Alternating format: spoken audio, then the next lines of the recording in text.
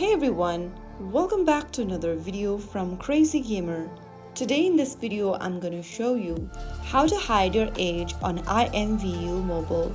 If you want to hide your age on IMVU, first of all open up the IMVU application on your mobile device and log into your account if necessary.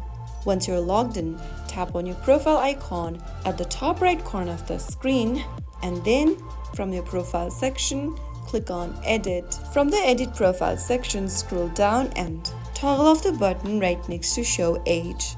Once you turn off that button, you can tap on Save at the top right to confirm and to apply the update. And soon after you do that, your age will be hidden from your IMVU profile. That's it.